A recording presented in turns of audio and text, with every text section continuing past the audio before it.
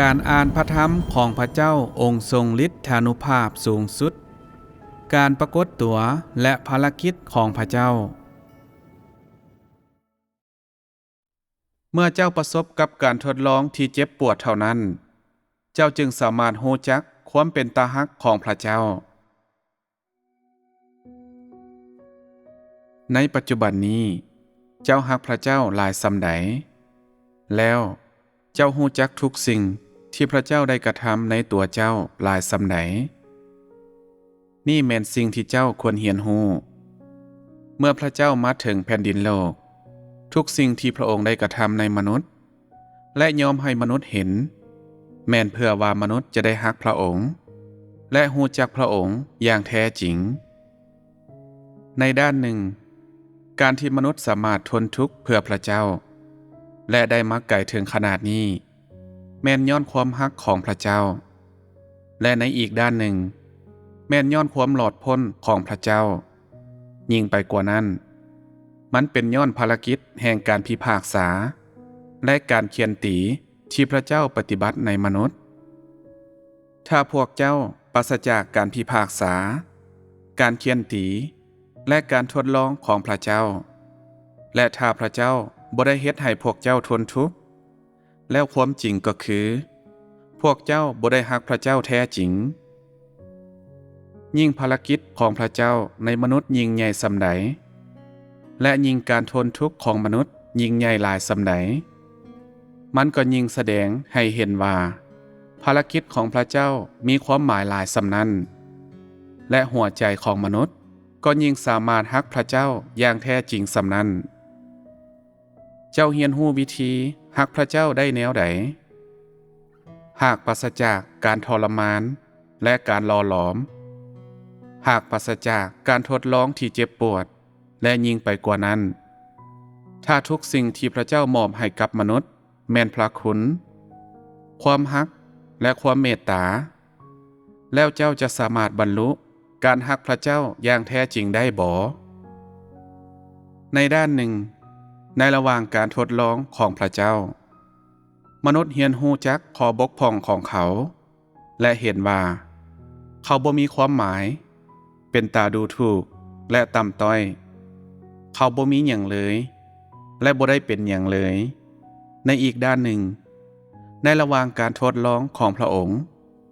พระเจ้าสร้างสภาพแวดล้อมที่แตกต่างกันให้กับมนุษย์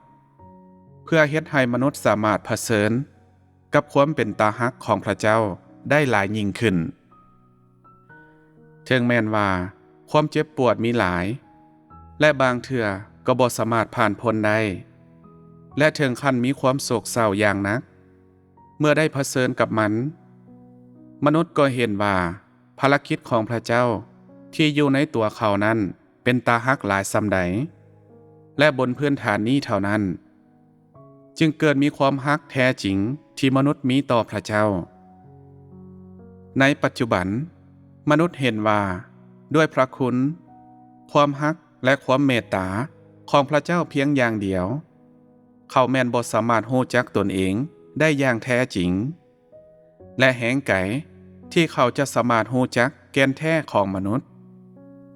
มีเพียงผ่านการหล่อหลอมและการพิพากษาของพระเจ้าทั้งสองอย่างเท่านั้นและในระหว่างขบวนการหล่อหลอมดังกล่าวนั่นเองมนุษย์จึงสามารถรู้จักข้อบกพร่องของเขาและรู้ว่าเขาบ่มีหยังเลยฉะนั้นความฮักที่มนุษย์มีให้กับพระเจ้าจึงถูกสร้างขึ้นบนพื้นฐานของการหล่อหลอมและการพิพากษาของพระเจ้าถ้าเจ้าเพียงแต่มีความสุขกับพระคุณของพระเจ้ามีชีวิตครอบครัวที่สงบสุขหรือการอวยพรทางวัตถุแล้วเจ้าก็บ่ได้รับเอาพระเจ้าและความเชื่อที่เจ้ามีในพระเจ้าก็บ่สามารถถือได้ว่าเป็นผลสำเร็จพระเจ้าได้ดำเนินขั้นตอนหนึ่งของภารกิจแห่งพระคุณในเนื้อหนังและได้ประทานพรทางวัตถุให้กับมนุษย์แล้วแต่มนุษย์บ่สามารถถูกเฮ็ดให้สมบูรณ์ด้วยพระคุณความฮักและความเมตตาเพียงอย่างเดียวในประสบการณ์ของมนุษย์ เขาเผชิญกับความฮักบางอย่างของพระเจ้าและเห็นความฮักและความเมตตาของพระเจ้าแต่เมื่อได้เผชิญในระยะเวลาหนึ่งเขาเห็นว่าพระคุณของพระเจ้าความฮักของพระองค์และความเมตตาบ่สามารถเฮ็ดให้มนุษย์สมบูรณ์บ่สามารถเปิดเผยสิ่งที่เสื่อมทรามอยู่ภายในมนุษย์และบ่สามารถกำจัดมนุษย์ออกจากอุปนิสัยอันเสื่อมทรามของเขาหรือเฮ็ดให้ความฮักและความเชื่อของเขาสมบูรณ์ภารกิจแห่งพระคุณของพระเจ้าแม่นภารกิจเพียงระยะหนึ่งและมนุษย์บ่สามารถอาศัยการได้รับพระคุณของพระเจ้าเพื่อที่จะรู้จักพระเจ้าพระเจ้าสำเร็จการเฮ็ดให้มนุษย์สมบูรณ์ผ่านทางใดสิ่งนั้นถูกเฮ็ดให้สำเร็จผ่านทางอุปนิสัยที่ชอบธรรมของพระองค์อุปนิสัยของพระเจ้าหลักๆแม่นประกอบด้วยความชอบธรรมความโกรธร้ายฤทธานุภาพการพิพากษาและคำสาปแช่งและการที่พระองค์เฮ็ดให้มนุษย์สมบูรณ์หลักๆแม่นผ่านทางพิพากษาบางคนบ่เข้าใจและถามว่าเป็นหยังพระเจ้าจึงสามารถเฮ็ดให้มนุษย์สมบูรณ์ผ่านการพิพากษาและคำสาปแช่งเท่านั้นพวกเขาว่าถ้าพระเจ้าจะสาปแช่งมนุษย์จะบ่ตายบ่ถ้าพระเจ้าจะพิพากษามนุษย์จะบ่ถูกกล่าวโทษบ่แล้วเขาจะยังถูกเฮ็ดให้สมบูรณ์ได้แนวใดสิ่งดังกล่าวแม่นคำเว้าของคนที่บ่ฮู้จักภารกิจของพระเจ้าสิ่งที่พระเจ้าสาปแช่งแม่นความกบฏของมนุษย์และสิ่งที่พระองค์พิพากษาแม่นความบาปของมนุษย์ถึงแม้นว่าพระองค์กล่าวอย่างโหดร้ายและอย่างบ่หยุดยั้งพระองค์ก็เปิดเผยทุกสิ่งที่อยู่ภายในมนุษย์เปิดเผยผ่านพระธรรมที่เข้มงวดเหล่านี้ที่สำคัญต่อมนุษย์แต่ผ่านการพิพากษาดังกล่าวพระองค์ได้มอบความรู้ที่ลึกซึ้งเกี่ยวกับธาตุแท้ของเนื้อหนังให้กับมนุษย์และด้วยเหตุนั้นมนุษย์จึงยอมเชื่อฟังอยู่ต่อหน้าพระเจ้าเนื้อหนังของมนุษย์แม่นมาจากความบาปและมาจากซาตานมันแม่นการกบฏและมันคือเป้าหมายแห่งการเคี่ยนตีของพระเจ้าด้วยเหตุนั้นเพื่อเฮ็ดให้มนุษย์รู้จักตนเองพระธรรมแห่งการพิพากษาของพระเจ้าต้องเกิดขึ้นกับเขาและต้องได้ใช้การล่อหลอมทุกรูปแบบมีแต่เมื่อนั้นภารกิจของพระเจ้าจึงจะสามารถมีประสิทธิภาพจากพระธรรมที่พระเจ้ากล่าวสามารถเห็นได้ว่าพระองค์ได้กล่าวประนามเนื้อหนังของมนุษย์แล้วพระธรรมเหล่านี้บ่แม่นพระธรรมแห่งคำสาปแช่งบ่พระธรรมที่พระเจ้ากล่าวเปิดเผยธาตุแท้ของมนุษย์และผ่านการเปิดเผยดังกล่าวเขาก็ถูกพิพากษาและเมื่อเขาเห็นว่าเขาบ่สามารถปฏิบัติตามเจตนาของพระเจ้าเขาก็รู้สึกถึงความโศกเศร้าและความเสียใจอยู่ข้างในเขารู้สึกว่าเขาเป็นหนี้บุญคุณพระเจ้าหลายและบ่สามารถบรรลุตามเจตนาของพระเจ้าได้มีหลายครั้งที่พระวิญญาณบริสุทธิ์ลงวินัยเจ้าจากข้างในและวินัยนี้แม่นมาจากการพิพากษาของพระเจ้ามีหลายครั้งที่พระเจ้าประณามเจ้าและเสื่องใบหน้าของพระองค์จากเจ้าเมื่อพระองค์บ่สนใจเจ้าและบ่ปฏิบัติภารกิจภายในเจ้าโดยเคี่ยนตีเจ้าอย่างเงียบๆเพื่อล่อหลอมเจ้าภารกิจของพระเจ้าในมนุษย์หลักๆแม่นเพื่อเปิดเผยอุปนิสัยที่ชอบธรรมของพระองค์แล้วมนุษย์เป็นพยานอย่างแด่ให้กับพระเจ้าเขาเป็นพยานว่าพระเจ้าเป็นพระเจ้าที่ชอบธรรมอุปนิสัยของพระองค์แม่นความชอบธรรมความโกรธร้ายการเคี่ยนตีและการพิพากษามนุษย์เป็นพยานถึงอุปนิสัยที่ชอบธรรมของพระเจ้า พระเจ้าใช้การพิพากษาของพระองค์เพื่อเฮ็ดให้มนุษย์สมบูรณ์พระองค์ได้ฮักมนุษย์และช่วยมนุษย์ให้หลอดพ้นแต่มีหยังแดที่อยู่ภายในความฮักของพระองค์มีการพิพากษาฤทธานุภาพความโกรธร้ายและคำสาปแช่งถึงแม้นว่าพระเจ้าสาปแช่งมนุษย์ในอดีตพระองค์ก็บ่ได้โยนมนุษย์ทั้งหมดลงสู่ขุมลึกที่สุดแต่ใช้วิธีนั้นเพื่อหล่อหลอมความเชื่อของมนุษย์พระองค์บ่เฮ็ดให้มนุษย์ถึงแก่ความตายแต่ปฏิบัติเพื่อเฮ็ดให้มนุษย์สมบูรณ์ธาตุแท้ของเนื้อหนังแม่นมาจากซาตานซึ่งพระเจ้าเว้านั้นแม่นถูกต้องที่สุดแต่ความจริงที่พระเจ้าปฏิบัติบ่ได้เป็นไปตามพระธรรมของพระองค์พระองค์สาปแช่งเจ้าเพื่อเจ้าจะฮักพระองค์และเพื่อเจ้าจะได้ฮู้จักธาตุแท้ของเนื้อหนังพระองค์เคียนตีเจ้าเพื่อปลุกให้เจ้าตื่นเพื่อเฮ็ดให้เจ้าฮู้จักข้อบกพร่องที่อยู่ภายในตัวเจ้าและเพื่อฮู้จักความบ่มีค่าทั้งหมดของมนุษย์ฉะนั้นคำสาปแช่งของพระเจ้าการพิพากษาของพระองค์และฤทธานุภาพและความโกรธร้ายของพระองค์สิ่งเหล่านี้แม่นมีเพื่อเฮ็ดให้มนุษย์สมบูรณ์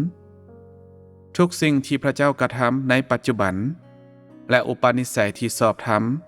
ที่พระเจ้าเปิดเผยภายในพวกเจ้าทุกสิ่งแม่นเพื่อเฮ็ดให้มนุษย์สมบูรณ์และสิ่งดังกล่าวแม่นความฮักของพระเจ้าในแนวคิดดังเดิมของมนุษย์เขาเชื่อว่าความฮักของพระเจ้าคือพระคุณความเมตตาและความสงสารของพระองค์สำหรับความอ่อนแอของมนุษย์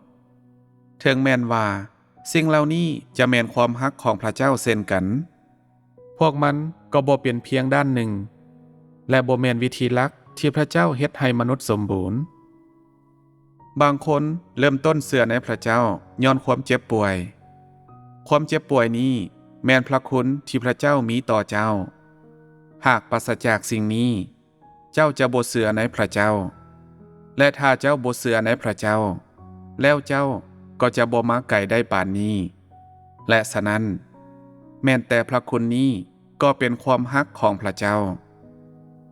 ในสมัยแห่งความเชื่อในพระเยซูผู้คนเฮ็ดหลายอย่างที่พระเจ้าบ่มักเพราะพวกเขาบ่เข้าใจความจริงแต่พระเจ้าก็มีความฮักและความเมตตาและพระองค์ได้นำมนุษย์มาไกลปานนี้และถึงแม้นว่ามนุษย์บ่เข้าใจหยังเลยพระเจ้าก็ยอมให้มนุษย์ติดตามพระองค์คือเก่าและยิ่งไปกว่านั้นพระองค์ได้นำพามนุษย์มาถึงปัจจุบันนี่บ่แม่นความฮักของพระเจ้าบ่สิ่งที่ถูกแสดงออกในอุปนิสัยของพระเจ้าแม่นความฮักของพระเจ้าสิ่งนี้ถูกต้องที่สุดเมื่อการสร้างคริสตจักรได้มาถึงจุดสูงสุดพระเจ้าก็ปฏิบัติภารกิจขั้นตอนของผู้บริการและโยนมนุษย์ทิ่มลงสู่ขุมลึกที่สุดพระธรรมในระยะของผู้บริการแม่นคำสาปแช่งทั้งหมดนั่นก็คือคำสาปแช่งเนื้อหนังของเจ้าคำสาปแช่งของอุปนิสัยซัวซ่าที่เสื่อมทรามของเจ้าและคำสาปแช่งต่อสิ่งต่างๆของเจ้าที่บ่ปฏิบัติตามเจตนาของพระเจ้าภารกิจที่พระเจ้ากระทำในบาทเก้านั้นแม่นถูกแสดงออกดังสง่าราศีทันทีที่หลังจากพระเจ้าปฏิบัติขั้นตอนภารกิจแห่งการเคียนตีการทดลองแห่งความตายก็มาถึงในภารกิจดังกล่าวมนุษย์ได้เห็นถึงความโกรธร้ายฤทธานุภาพการพิพากษาและการเคียนตีของพระเจ้าแต่เขาก็ยังได้เห็นพระคุณของพระเจ้าและความฮักของพระองค์และความเมตตาเช่นกันทุกสิ่งที่พระเจ้ากระทำและทุกสิ่งที่แสดงออกถึงอุปนิสัยของพระองค์แม่นความฮักของพระเจ้าที่มีต่อมนุษย์และทุกสิ่งที่พระเจ้ากระทำแม่นเพื่อเฮ็ดตามความต้องการของมนุษย์พระองค์กระทำสิ่งนั้นเพื่อเฮ็ดให้มนุษย์สมบูรณ์และพระองค์ สนองให้กับมนุษย์ตามวุฒิภาวะของเขาถ้าพระเจ้าบ่ได้กระทำสิ่งนี้มนุษย์จะบ่สามารถมาอยู่ต่อหน้าพระเจ้าและจะบ่มีทางฮู้จักใบหน้าที่แท้จริงของพระเจ้าได้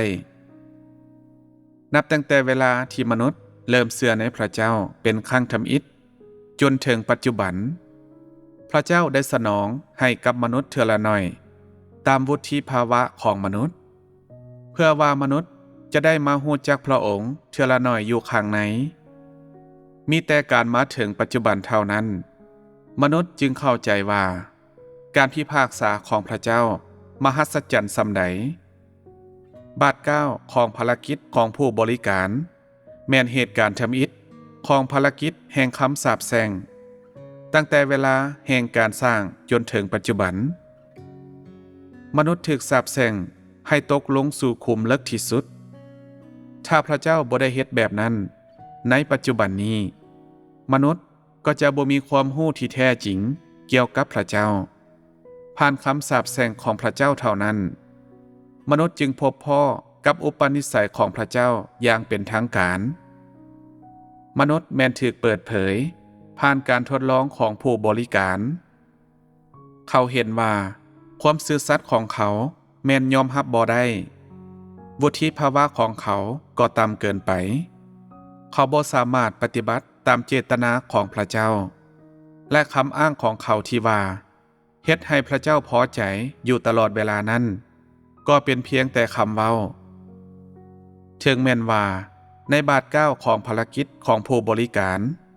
พระเจ้าสาปแช่งมนุษย์แต่เมื่อเบิ่งคืนแล้วบาท9ของภารกิจของพระเจ้าแม่นมหัศจรรย์มันนำจุดเปลี่ยนแปลงที่ยิ่งใหญ่มาสู่มนุษย์และเฮ็ดให้มีการเปลี่ยนแปลงครั้งยิ่งใหญ่ต่อชีวิตอุปนิสัยของเขาก่อนสมัยของผู้บริการมนุษย์บ่เข้าใจหยังเลยเกี่ยวกับการแสวงหาชีวิตการเชื่อในพระเจ้าหมายถึงหยังหรือสติปัญญาในภารกิจของพระเจ้าหรือเขาบ่เข้าใจว่าภารกิจของพระเจ้าสามารถทดสอบมนุษย์ได้นับตั้งแต่สมัยของผู้บริการตลอดจนถึงปัจจุบันมนุษย์เห็นว่าภารกิจของพระเจ้ามหัศจรรย์ส่ำใดมันเป็นสิ่งที่มนุษย์บ่สามารถอย่างถึงได้มนุษย์บ่สามารถใช้สมองของเขาจินตนาการถึงวิธีที่พระเจ้าปฏิบัติภารกิจและเขายังเห็นว่าวุฒิภาวะของเขาต่ำส่ำใดและมีหลายอย่างในตัวเขาที่กบฏเมื่อพระเจ้าสาปแช่งมนุษย์มันก็เพื่อบรรลุผลและพระองค์บ่ได้เฮ็ดให้มนุษย์ตายถึงแม้นว่าพระองค์สาปแช่งมนุษย์พระองค์ก็เฮ็ดแบบนั้นผ่านทางพระธรรมและคำสาปแช่งของพระองค์ก็บ่ได้เกิดขึ้นกับมนุษย์แท้ๆย้อนสิ่งที่พระเจ้าสาปแช่งแม่นความกบฏของมนุษย์และฉะนั้นพระธรรมแห่งคำสาปแช่งของพระองค์แม่นเพื่อเฮ็ดให้มนุษย์สมบูรณ์เช่นกันบ่ว่าพระเจ้าจะพิพากษามนุษย์หรือสาปแช่งเขาทั้งสองอย่างแม่นเฮ็ดให้มนุษย์สมบูรณ์ทั้งสองอย่างแม่นเฮ็ดเพื่อเฮ็ดให้สิ่งที่บ่บริสุทธิ์อยู่ภายในมนุษย์นั้นสมบูรณ์หมายความว่ามนุษย์ถูกหล่อหลอมผ่านสิ่งนี้และสิ่งที่ยังขาดอยู่ข้างในมนุษย์ก็ถูกเฮ็ดให้สมบูรณ์ผ่านทางพระธรรมและภารกิจของพระองค์ทุกบาท9ของภารกิจของพระเจ้าบ่ว่าจะเป็นพระธรรมที่โหดร้ายหรือการพิพากษาหรือการเคี่ยนตีแม่นเพื่อเฮ็ดให้มนุษย์สมบูรณ์และเหมาะสมที่สุดพระเจ้าบ่เคยปฏิบัติภารกิจดังกล่าวทั่วยุคต่างๆแบบนี้ในปัจจุบันพระองค์ปฏิบัติภารกิจอยู่ภายในพวกเจ้าเพื่อพวกเจ้าจะเห็นคุณค่าถึงสติปัญญาของพระองค์ถึงแม้นว่าพวกเจ้าได้ทนทุกข์กับความเจ็บปวดบางอย่างภายในตัวพวกเจ้าหัวใจของพวกเจ้าก็มั่นคงและมีความสงบสุขมันคือพรของเจ้าที่สามารถได้รับจากขั้นตอนนี้ของภารกิจของพระเจ้าบ่ว่าพวกเจ้าจะได้รับหยังก็ตามในอนาคต ทุกสิ่งที่พวกเจ้าเห็นเกี่ยวกับภารกิจของพระเจ้าที่อยู่ในตัวพวกเจ้าในปัจจุบันคือความฮักถ้ามนุษย์บ่ได้เผชิญกับการพิพากษาและการล่อหลอมของพระเจ้าการกระทำและความจริงใจของเขาก็จะยังอยู่ในระดับภายนอกเสมอและอุปนิสัยของเขาก็จะยังคงบ่เปลี่ยนแปลงอยู่เสมอสิ่งนี้ถือว่าเป็นการถูกรับเอาโดยพระเจ้าบ่ในปัจจุบันถึงแม้นว่ายังมีหลายอย่างภายในมนุษย์ที่ยังอวดดีและทะนงตัวอุปนิสัยของมนุษย์ก็มั่นคงกว่าแต่ก่อนหลายการที่พระเจ้าลี้หานเจ้าก็แม่นเพื่อช่วยเจ้าให้รอดพ้นและถึงแม้นว่าเจ้าอาจรู้สึกเจ็บปวดบางอย่างในเวลานั้นเมื่อที่เกิดมีการเปลี่ยนแปลงในอุปนิสัยของเจ้าก็จะมาถึงในเวลานั้นเจ้าจะเหลียวคืนหลังและเห็นว่าภารกิจของพระเจ้ามีสติปัญญาหลายส่ำใดและในเวลานั้นเจ้าก็จะสามารถเข้าใจเจตนาของพระเจ้าอย่างแท้จริงในปัจจุบันมีบางคนที่ว่าพวกเขาเข้าใจเจตนาของพระเจ้าแต่สิ่งนั้นแม่นบ่เป็นจริงเลยแท้จริงแล้วพวกเขากำลังเว้าในสิ่งที่บ่เป็นจริงเพราะในปัจจุบันพวกเขายังบ่เข้าใจว่าเจตนาของพระเจ้าแม่นการช่วยมนุษย์หรือสาปแช่งมนุษย์บางเทื่อเจ้าบ่สามารถเห็นอย่างชัดเจนในตอนนี้แต่เมื่อนั้นจะมาถึงเมื่อเจ้าเห็นว่ามื้อที่พระเจ้าได้รับสง่าราศีได้มาฮอดแล้วและเจ้าจะเห็นว่าการฮักพระเจ้ามีความหมายหลายส่ำใดเพื่อเจ้าจะเรียนรู้จักชีวิตมนุษย์และเนื้อหนังของเจ้าจะดำรงอยู่ในโลกแห่งการฮักพระเจ้า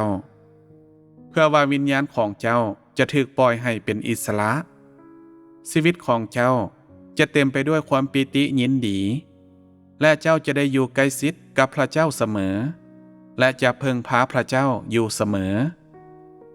ในเวลานั้นเจ้าจะรู้จักอย่างแท้จริงว่าภารกิจของพระเจ้าในปัจจุบันแม่นมีค่าหลายส่ำใดในปัจจุบันนี้คนส่วนใหญ่บ่มีความรู้แบบนั้นพวกเขาเชื่อว่า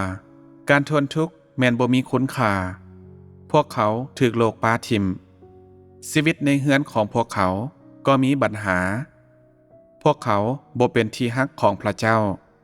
และความคาดหวังของพวกเขาก็ว่างเปล่าการทนทุกข์ของบางคนไปถึงจุดสูงสุดและความคิดของพวกเขาก็คิดถึงแต่ความตายนี่บ่แม่นการฮักพระเจ้าที่แท้จริงคนประเภทดังกล่าวแม่นคนขี้ย้านพวกเขาบ่มีความบากบั่นพวกเขาอ่อนแอและบ่มีพลังพระเจ้าฮ้อนหนที่จะให้มนุษย์ฮักพระองค์แต่ว่ายิ่งมนุษย์ฮักพระองค์หลายส่ำใดการทนทุกข์ของมนุษย์ก็ยิ่งหลายส่ำนั้น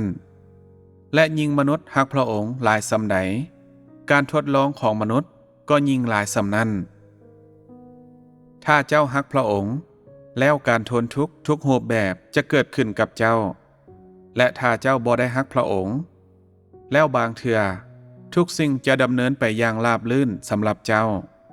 และทุกสิ่งที่อยู่อ้อมข้างเจ้าก็จะสงบสุขเมื่อเจ้าฮักพระเจ้าเจ้าจะรู้สึกว่าหลายสิ่งที่อยู่อ้อมข้างเจ้าแม่นบ่สามารถผ่านพ้นไปได้และย้อนว่าวุฒิภาวะของเจ้าต่ำเกินไปเจ้าจะถูกหล่อหลอมยิ่งไปกว่านั้นเจ้าจะบ่สามารถเฮ็ดให้พระเจ้าพอใจและเจ้าจะรู้สึกอยู่เสมอว่าเจตนาของพระเจ้าสูงส่งเกินไปพวกมันอยู่เหนือที่มนุษย์จะเอื้อมถึงได้ย้อนทุกสิ่งเหล่านี้เจ้าจึงจะถูกหล่อหลอมย้อนว่ามีความอ่อนแอหลายอย่างภายในตัวเจ้าและมีหลายสิ่งที่บ่สามารถปฏิบัติตามเจตนาของพระเจ้าได้เจ้าจึงจะถูกหล่อหลอมอยู่ข้างในแต่พวกเจ้าต้องเห็นอย่างชัดเจนว่าการสำราญร่างให้บริสุทธิ์นั้นแม้นถูกบรรลุผลผ่านการหล่อหลอมเท่านั้นฉะนั้น ในระหว่างยุคสุดท้ายนี้พวกเจ้าต้องเป็นพยานให้กับพระเจ้าบ่ว่าการทนทุกข์ของพวกเจ้าจะยิ่งใหญ่ส่ำใดก็ตามพวกเจ้าควรดำเนินต่อไปจนถึงเวลาสุดท้ายแท้ๆและแม้แต่ในลมหายใจสุดท้ายของเจ้าเองเจ้ายังต้องซื่อสัตย์กับพระเจ้าและยอมอยู่ภายใต้การปั้นแต่งของพระเจ้ามีเพียงสิ่งนี้เท่านั้นที่เป็นการฮักพระเจ้าอย่างแท้จริงและมีเพียงสิ่งนี้เท่านั้นที่เป็นคำพยานที่มั่นคงและกึกก้องเมื่อเจ้าถูกซาตานล่อลวงเจ้าควรว่าหัวใจของเฮาเป็นของพระเจ้าและพระเจ้าได้รับเอาเฮาแล้วเฮาบ่สามารถเฮ็ดให้เจ้าพอใจได้เพราะเฮาต้องอุทิศทุกอย่างของเฮาเพื่อเฮ็ดให้พระเจ้าพอใจยิ่งเจ้าเฮ็ดให้พระเจ้าพอใจหลายส่ำใดพระเจ้าจะยิ่งอวยพรเจ้าหลายส่ำนั้น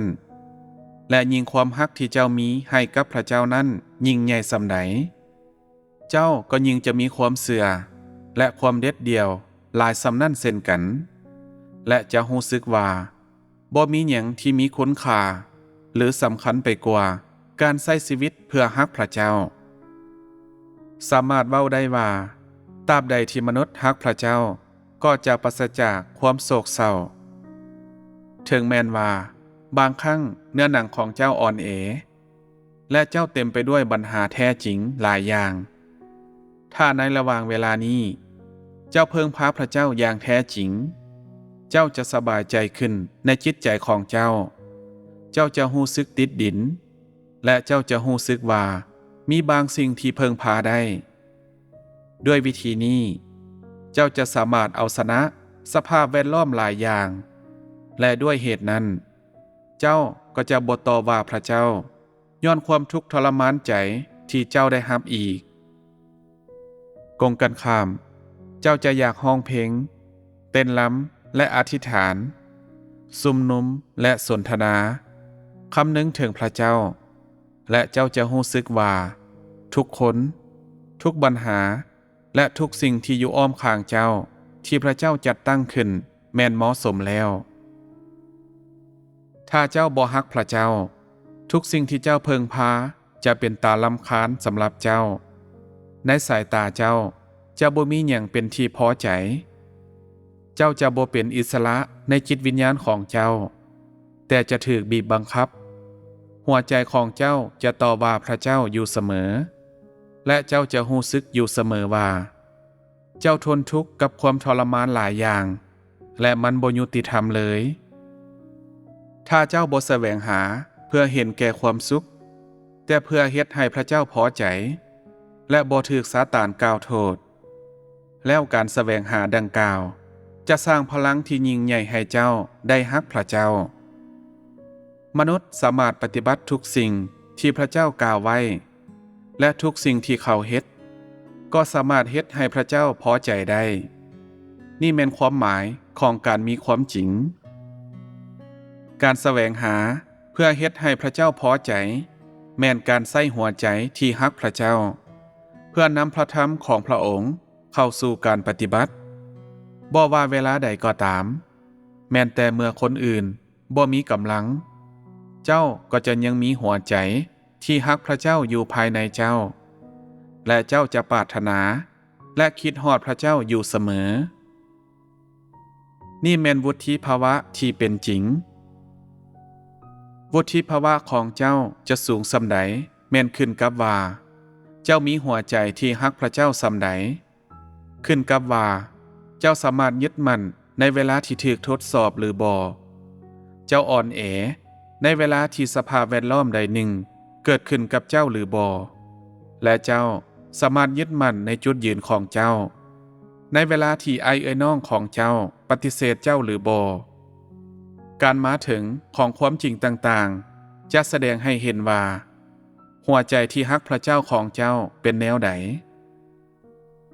สามารถเห็นได้จากภารกิจหลายอย่างของพระเจ้าว่าพระเจ้าแม่นฮักมนุษย์แท้จริงถึงแม้นว่าตาไฟวิญญาณของมนุษย์ยังบ่ทันถูกเปิดออกอย่างสมบูรณ์และเขาบ่สามารถเบิ่งผ่านภารกิจหลายอย่างของพระเจ้า และเจตนาของพระเจ้าและหลายๆสิ่งที่เป็นตาฮักเกี่ยวกับพระเจ้ามนุษย์มีความฮักที่แท้จริงต่อพระเจ้าเพียงเล็กน้อยเจ้าเชื่อในพระเจ้าตลอดเวลาที่ผ่านมาและในปัจจุบันพระเจ้าได้ตัดการลบหนีทุกรูปแบบเว้าตามความเป็นจริงก็คือเจ้าบ่มีทางเลือกนอกจากจะเลือกเส้นทางที่ถูกต้องเส้นทางที่ถูกต้องที่เจ้าถูกนำพาโดยการพิพากษาที่โหดร้ายและความหลอดพ้นสูงสุดของพระเจ้าหลังจากการเผชิญกับความลำบากและการล่อหลอมเท่านั้นมนุษย์จึงรู้จักว่าพระเจ้าเป็นตาฮักเมื่อได้เผชิญจนมาฮอดปัจจุบันนี้สามารถเว้าได้ว่ามนุษย์ได้เรียนรู้ส่วนหนึ่งของความเป็นตาฮักของพระเจ้าแต่สิ่งนี้ก็ยังบ่เพียงพอเพราะมนุษย์ขาดเขินหลายมนุษย์ต้องเผชิญกับภารกิจที่มหัศจรรย์ของพระเจ้าหลายขึ้นและการล่อหลอมทุกอย่างจากการทนทุกข์ที่จัดแจงโดยพระเจ้าหลายขึ้นมีแต่เมื่อนั้นชีวิตอุปนิสัยของมนุษย์จึงจะสามารถได้รับการเปลี่ยนแปลง